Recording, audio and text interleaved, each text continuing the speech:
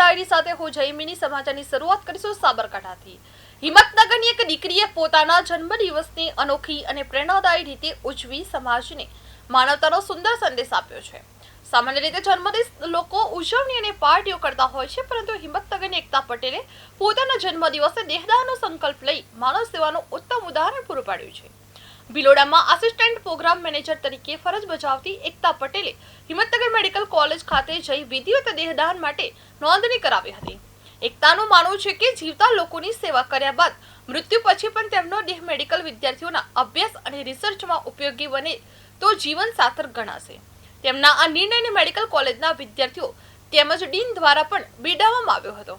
હિંમતનગરની આ દીકરીએ સાબિત કરી દીધું હતું કે જન્મદિવસ માત્ર ઉજવણી નહીં, પરંતુ સમાજને કંઈક સકારાત્મક આપવાનો અવસર પણ બની શકે છે। જન્મદિવસ છે।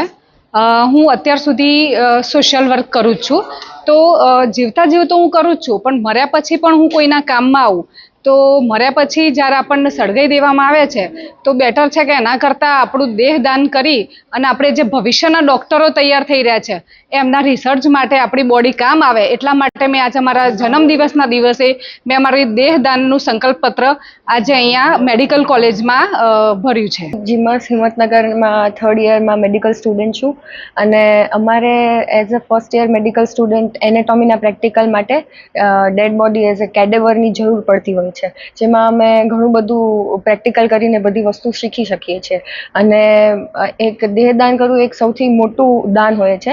આજ સુધી આપણે જોતા આવ્યા છીએ કે મોટી ઉંમરના લોકો આ વસ્તુ કરતા હોય છે કે દેહદાન કરતા હોય છે। જે ફર્સ્ટ MBBSના સ્ટુડન્ટ્સ છે એ લોકો ડિસેક્શન્સ કરી અને એમાંથી શીખી શકે એના માટે ખૂબ જરૂરી છે। હાલના સંજોગોમાં આપણને જે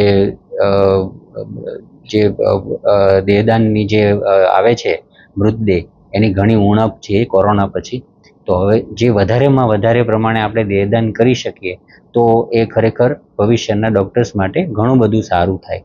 આજના સંજોગોમાં જે મોટી ઉંમરના જે હોય છે એ લોકો તો કરતા જ હોય છે, સન્માનીય વડીલો એ તો દેહદાનનો સંકલ્પ લેતા જ હોય છે, પણ નાની ઉંમરમાં જેમ એકતાબેન પટેલ જે છે એમણે 18 વર્ષની ઉંમર કે 19 વર્ષની ઉંમરમાં જ એમણે દેહદાનનો સંકલ્પ લીધો, એ ઘણી બધી મોટી વાત કહેવાય।